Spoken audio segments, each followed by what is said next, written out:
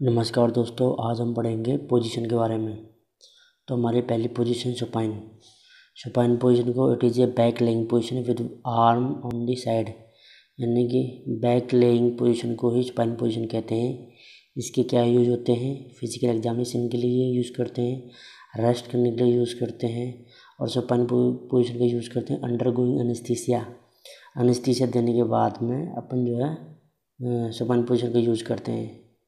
इस कंडीशन में अपन प्लो हेड के नीचे नहीं लगाते हैं। लंग बायोप्सी के लिए भी सुपाइन पोजीशन का यूज़ करते हैं। नेक्स्ट पोजीशन है dorsal recumbent position. Dorsal recumbent position क्या होती है? It is also a back laying position. In this patient head and shoulder may be elevated on a small pillow, arm are resting one side, legs are apart with knee flex and foot resting on the bed।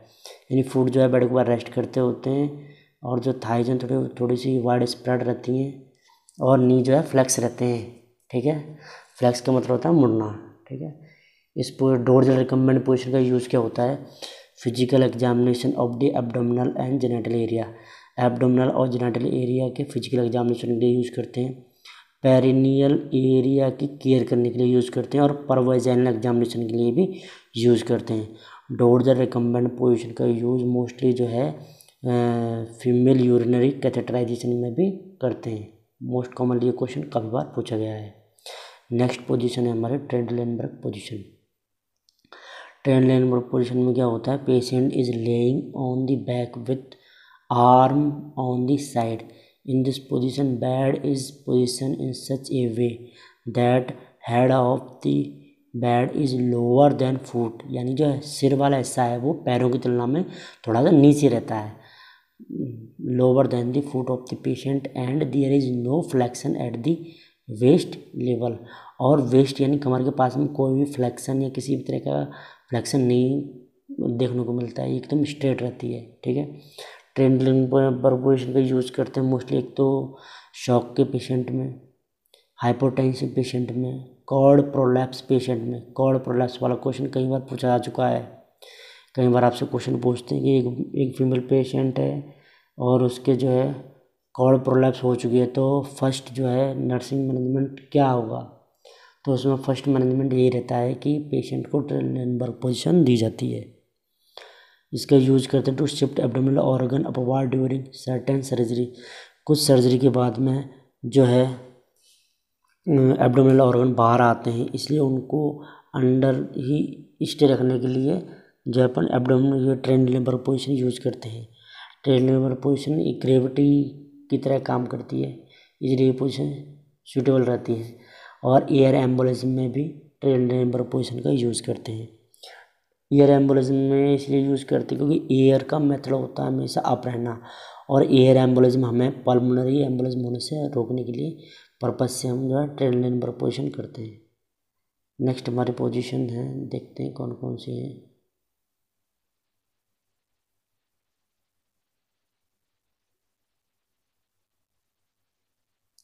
Next position है lateral position. Lateral position देख लेते हैं। Patient is lying either on left और right side, या तो patient left side लेटा हो या राइट साइड लेटा हुआ हो, with hip and knee flex. Lateral position में पेशेंट जो है हिप और जो नी है वो फ्लेक्स रहेगी, मुड़ी हुई रहेगी। Top leg in front of the bottom leg. Top leg जो है वो फ्रंट लेग के जो है बॉटम में रहेगा। इन this position pressure on back and coccyx will be relieve. इस पोजीशन में बैक पे प्रेशर बिल्कुल नहीं आएगा, कॉक्सिक्स रीजन पे प्रेशर बिल्कुल भी नहीं आएगा। And pressure is distributed long scapula lateral aspect of the ilium and the greater trochanter of the femur. यानी फीमर के पार्ट पे, ग्रेटर ट्रोकेंटर पे, लेटरल एस्पेक्ट पे जो है पूरा प्रेशर आता है। ठीक है, लेटरल पोजीशन पेशेंट को क्यों देते हैं? To promote lungs and cardiac function. Lungs and cardiac function को प्रमोट करने के लिए देते हैं। To relieve pressure on back and coccyx. ये जो है बैक और कॉक्सिक्स रीजन पर प्रेशर पड़ता है, उसको रिलीव करने के लिए देते हैं। यानी कि अगर कोई लंबे टाइम से बेड रेजिडेंट पेशेंट है तो उसको बेड सोरे होने से बचाने के लिए हर 2 घंटे में पोजीशन चेंज करते हैं, इसलिए भी पोजीशन दी जाती है। After liver biopsy right lateral position. Liver biopsy के बाद में राइट लेटरल पोजीशन देते हैं, और लीवर बायोप्सी के बाद में जब राइट लेटरल पोजीशन देते हैं तो जो जिस जगह हमने पंचर किया हुआ था उस जगह जो है हम एक प्लो सपोर्ट के लगा देते हैं, ताकि वहाँ पर जो अगर ब्लीडिंग वगैरह हो तो कुछ सपोर्ट से दबाव से रुक रहे। ठीक है। और a patient with pyloric stenosis after meal right lateral position promote entry of food into the stomach and promote entry of food into stomach and intestine। Pyloric stenosis वाले पेशेंट में खाना खाने के बाद में राइट लेटरल पोजीशन देते हैं, ताकि फूड का जो कंटेंट जो है वो बाहर ना निकले, वो स्टमक और इंटेस्टाइन में इजीली पास आउट हो जाए। और during seizures attack and air embolism left lateral position देते हैं। सीजर्स अटैक और ईयर एम्बोलिज्म के टाइम पे भी लेफ्ट लेटरल पोजीशन देते हैं। लेफ्ट लेटरल पोजीशन देने का पर्पज़ ये रहता है कि सीजर्स के टाइम पे पेशेंट को जो है कुछ भी सिक्रेशन हो उनको एस्पायरेट होने से बचाने के लिए जो लेटरल पोजीशन दी जाती है। नेक्स्ट पोजीशन है सिम्स पोजीशन। सिम्स पोजीशन क्या होता है? Patient is laying on left least side with semi prone position. Semi prone position में पेशेंट लेटा रहता है। One arm is lock behind the patient and other arm is flex at shoulder and elbow, है ना। both legs are flexed at the level of hip and knee, but the upper leg is more flexed and is draw up the level of the chest। जो अपर leg है वो ज़्यादा flex रहता है, मुड़ा हुआ रहता है, वो चेस्ट के लेवल तक मुड़ा हुआ रहता है। ठीक है। इसमें ये थोड़ा सा मॉडिफाइड पोजीशन है, लेटरल पोजीशन की थोड़ी मॉडिफाइड पोजीशन है सिम्स पोजीशन। सिम्स पोजीशन का यूज़ क्या होता है? रेक्टल एग्जामिनेशन के लिए यूज़ करते हैं। एडमिनिस्ट्रेशन ऑफ इनिमा एडमिनिस्ट्रेशन के सिम्स पोजीशन यूज़ करते हैं। मोस्टली इनिमा एडमिनिस्ट्रेशन के लिए लेफ्ट लेटरल पोजीशन यूज़ करते हैं। ठीक है। और नेक्स्ट सिम्स पोजीशन का यूज है टू प्रिवेंट एस्पायरेशन। एस्पायरेट होने से जो भी माउथ के सिक्रेशन है, कोई भी कंटेंट है, उसको एस्पायरेट होने से बचाने के लिए पेशेंट को सिम्स पोजीशन देते हैं। अगर माउथ को कोई भी सिक्रेशन रेस्पिरेटरी सिस्टम में चला गया तो पेशेंट को कॉम्प्लिकेशन हो सकती है, इसलिए हम क्या देते हैं? सिम्स पोजीशन देते हैं या लेटरल पोजीशन देते हैं। नेक्स्ट पॉइंट है Fowler position. Fowler position, in this position head of the bed is elevated 30 degree और flex at the level of waist. जब पेशेंट को लो फाउलर पोजीशन दी जाती है तो उसका जो बेड का जो हेड है वो 30 डिग्री पे फ्लेक्स किया जाता है, और इस लेवल में पेशेंट की जो है वेस्ट भी है वो भी फ्लेक्स होती है। लो फाउलर पोजीशन देते हैं to prevent aspiration during tube feeding. जब भी हम ट्यूब फीडिंग करवाते हैं, जो ट्यूब से फीडिंग करवाते हैं, उस टाइम पे किसी भी कंटेंट को रेस्पिरेटरी सिस्टम में जाने से रोकने के लिए हम जो है लो फाउलर पोजीशन देते हैं। ड्यूरिंग इंक्रीज इंट्राक्रैनियल प्रेशर, और जब पेशेंट का इंट्राक्रैनियल प्रेशर बढ़ा हुआ हो उस कंडीशन में भी हम लो फाउलर पोजीशन देते हैं, ताकि प्रेशर जो है वो ब्रेन पे ना आए और सारा जो प्रेशर है वो नीचे बॉडी के अदर पार्ट में रिड्यूस हो जाए। नेक्स्ट देखते हैं कौन सी पोजीशन है।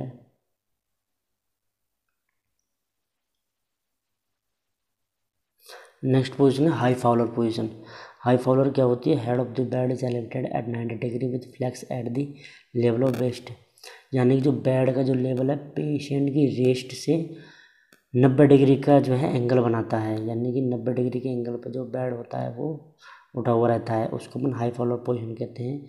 हाई फाउलर पोजीशन का यूज़ करते हैं अपन किस में? To prevent the risk of choking. Choking की रिस्क से बचाने के लिए हम हाई फाउलर पोजीशन का यूज़ करते हैं। टू रिलीव रेस्पिरेटरी डिस्ट्रेस या ब्रीदिंग डिफ़िकल्टी हो रही हो उस कंडीशन में हम पेशेंट को हाई फाउलर पोजीशन देते हैं। नेजोगैस्ट्रिक ट्यूब इंट्यूबेशन, जब हमें एनजी ट्यूब इंसर्ट करनी हो नोज़ के थ्रू, उस कंडीशन में भी हम हाई फाउलर पोजीशन देते हैं। ARDS acute respiratory distress syndrome की कंडीशन में भी हम हाई फाउलर पोजीशन देते हैं। अस्थमा की कंडीशन में हाई फाउलर पोजीशन देते हैं। COPD की कंडीशन में हाई फाउलर पोजीशन देते हैं। एम्फाइसीमा की कंडीशन में हाई फाउलर पोजीशन देते हैं, और प्लूरल फ्यूजन में भी देते हैं, ताकि पेशेंट को इजीली एयरवे में जो भी ब्लॉकेज है उस कंडीशन, ब्रीथिंग डिफ़िकल्टी हो रही है उस कंडीशन में इजीली जो है रेस्पिरेशन कर सके। ठीक है। Next position orthopaedic position. Orthopaedic position क्या होता है? In this position patient is sitting on और side of the bed with an overhead table to lean forward. यानी पेशेंट जो है एक टेबल के ऊपर जो है, जो बेड टेबल होती है उसके ऊपर जो है लीन फॉरवर्ड कंडीशन में आगे की तरफ झुका हुआ जो है बैठता रहता है। Flow will be to the increase the comfort level of the patient. और पेशेंट की जो एल्बो हैं वो टेबल के ऊपर होती है, इसलिए उसको ज़्यादा परेशानी ना हो, इसलिए उसको फ्लो भी अंडर दी नी जो अंडर दी एल्बो जो प्रोवाइड की जाती है। इस कंडीशन में पेशेंट को अगर हार्ट की कोई प्रॉब्लम हो, ब्रीथिंग डिफिकल्टी ज़्यादा हो, तो ये पोजीशन बेस्ट रहती है।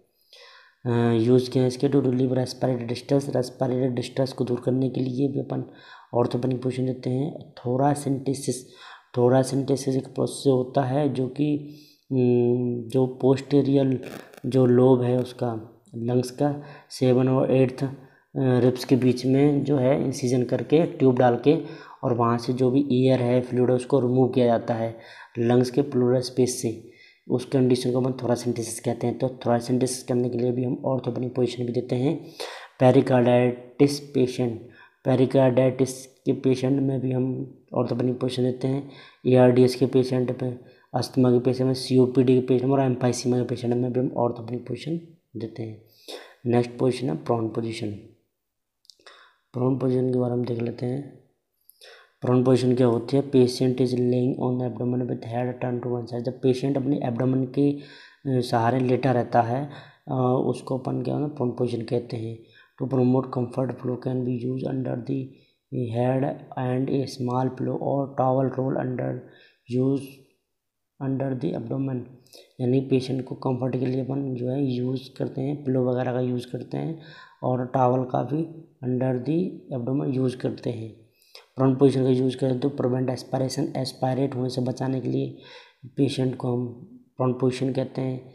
यानी वही कंडीशन है कोई भी फ्लूइड कंटेंट माउथ का सिक्रीशन जो है रेस्पिरेटरी सिस्टम में ना जाए, एस्पायरेट होने से बचाने के लिए हम प्रोन पोजीशन देते हैं।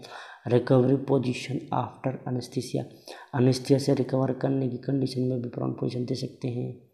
और to relieve pressure on the back और कॉक्सिक्स रीजन पे अगर प्रेशर पड़ता है तो उस कंडीशन में भी हम ये पोजीशन दे सकते हैं।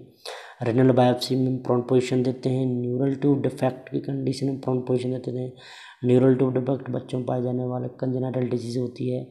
Position after spinal surgery and haemorrhoidectomy. Spinal surgery के बाद में और हेमरॉइडेक्टोमी के बाद में भी अपन प्रोन पोजीशन दे सकते हैं। लास्ट वन पोजीशन है हमारा लिथोटोमी पोजीशन। लिथोटोमी पोजीशन क्या होती है?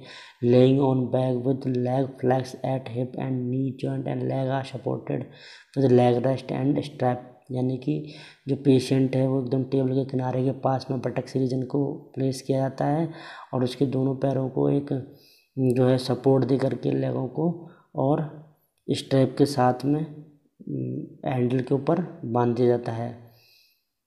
ये पेशेंट कंफर्टेबली पीठ के बल लेटा रहता है। ये पोजीशन लिथोटोमी पोजीशन मोस्टली अपन यूज़ करते हैं चाइल्ड बर्थ के टाइम पे, पेल्विक गायनेकोलॉजिकल सर्जरीज के टाइम पे और ट्रांसयूरेथ्रल रिजेक्शन ऑफ प्रोस्टेट यानी मेल पेशेंट के अंदर अगर TURP करनी हो उस कंडीशन में लिथोटोमी पोजीशन यूज़ करते हैं। TURP ऐसे पेशेंट में करते हैं जिनकी प्रोस्टेट ग्लैंड का साइज एनलार्ज हो गया हो या ट्यूमर की कंडीशन हो, उसमें बन जो है ट्रांसयूरेथ्रल रिजेक्शन और प्रोस्टेट करते हैं यानी TURP करते हैं।